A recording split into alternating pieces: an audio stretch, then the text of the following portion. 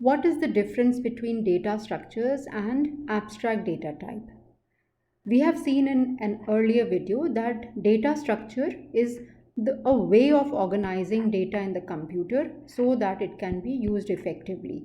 That means the operations that need to be performed on that data can be performed efficiently and in as less time or as minimum time as possible. So we know that there are certain operations that need to be performed on the data. So how should we choose a data structure? That depends upon the type of operations that need to be performed and the frequency of that operation. So whether we need to perform more of insertions or deletions, or we need to search a particular data collection, or we need to sort that data. So what kind of operations need to be performed on that data, that is largely going to influence our choice of the data structure. And now to implement these operations, we can have multiple algorithms, but we have to choose the most efficient algorithm. And how do we compare two algorithms? So suppose if there is a task that needs to be performed and three or four different kinds of algorithms can perform the same task. So how do we choose the best one? How do we say that this particular algorithm is efficient? That we have seen in an earlier video again can be determined by the growth rate of the algorithm.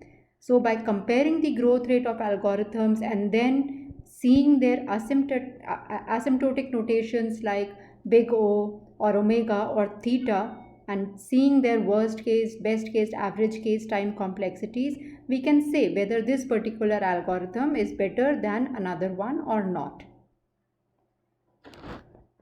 What is abstract data type? Abstraction over here is referring to the separation of how from the what. That means this data, when you are representing a particular data type, so the representation and the operations that can be performed on it are separated from how these operations are performed or how the implementation takes place. This is the abstraction that is being referred to. And over here, when we are talking about abstract data type, so we are only talking about data abstraction and not about procedural abstraction. So over here, each data type which can be represented, and we know the operations that can be performed on it, but we are not going to be bothered about the implementation part. So this is the abstract data type. And here the data type, as I've just told you, it will be defined by the possible values it can have. That would be the representation, the possible operations, and the behavior of these operations. So what is the difference between an ADT and a data structure? So I will just reiterate what we have just discussed, that ADT is a model. That means what it is doing. That means the operations that can be performed on that particular data. And data structure is the implementation part. That means how it is done. So if we look at this figure over here, this is the ADT, which is describing the representation and the operation, and this part over here is the data structure, how it is going to be implemented, how that data is going to be organized so that it can be operations on it can be performed efficiently.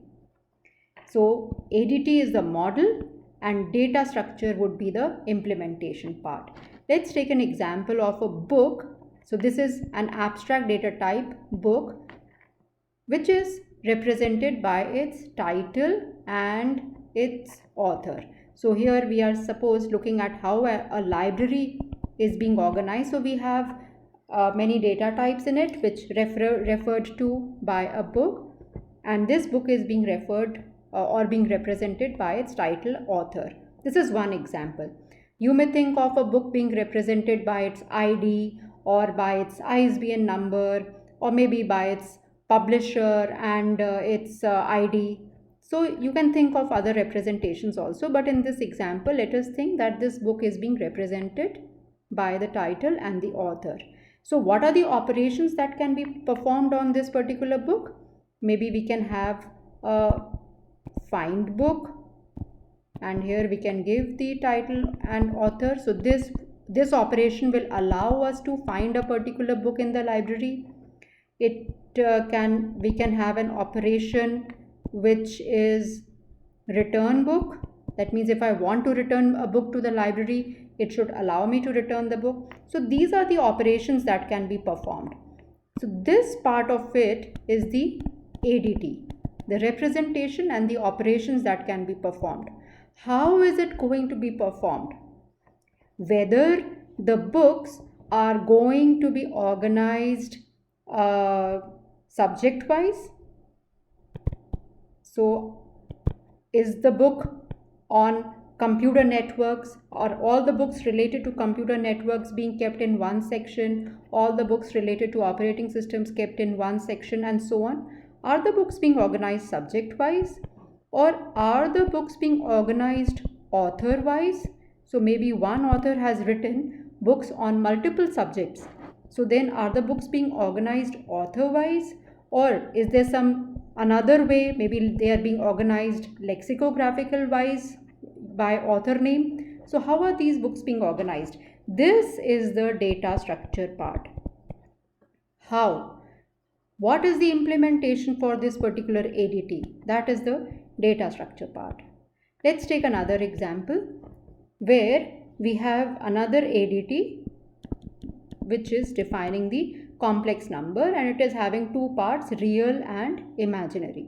So this is the representation of this ADT, and so what can be the possible operations on this ADT? Maybe add complex. So I can give two complex numbers over here, or I can subtract complex, or I can get the imaginary part of the complex number. So these are the possible operations that can be performed, and the representation along with the operations will be referred to as the ADT, the abstract data type. How this will be implemented? Add complex is, and then this real and imaginary part, how is this going to be implemented? Will they be kept as two separate variables for a particular complex number? Are they going to be kept as two separate variables, or are they going to be kept as two elements of an array of size 2, or how is it this going to be implemented? How are the operations going to be implemented? Will the if they are being represented as array, then how the addition will take place? If they are being represented as two separate variables, how will the implementation take place? That would be the part of the data structure. So I hope by this lecture you are able to understand the difference between an ADT and a data structure.